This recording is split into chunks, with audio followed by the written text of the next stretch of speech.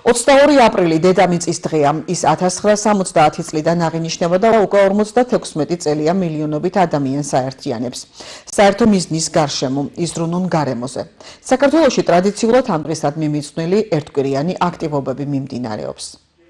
კლიმატის ცვლილების ფონზე, იმას ფონზე, რომ დედამიწა იცვლება თავისი მონაცემებით, ომების ფონზე და იმაზე, ჯერ კიდევ ძალიან მძიმე მდგომარეობა გვაქვს.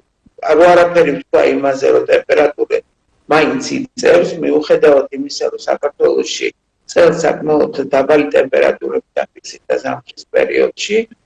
ისეთი დაბალი არა, როგორც შესაძლებელია ყოფილიყო, მაგრამ ყოველ შემთხვევაში დღემდე დღეს მე მგონი პირველი დღეა, როცა ძალიან ნათელი დღეა მთელ საქართველოში.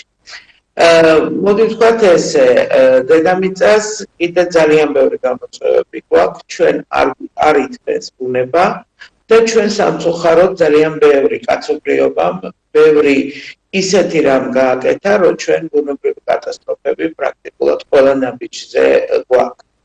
საქართველოში განსაკუთრებით დიდი გამოწვევების წინაშე ვდგავართ.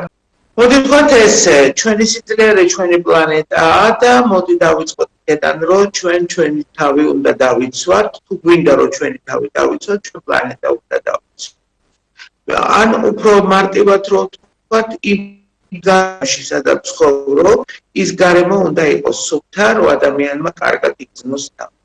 მარტო დაბინძურება არ არის, კიდევ ერთხელ ვამბობ, კლიმატის ცვლილების ფონზე, როცა არის ძალიან ცვლადი და არაპროგნოზირებადი მეტეო პირობები, საკმაოდ რთულად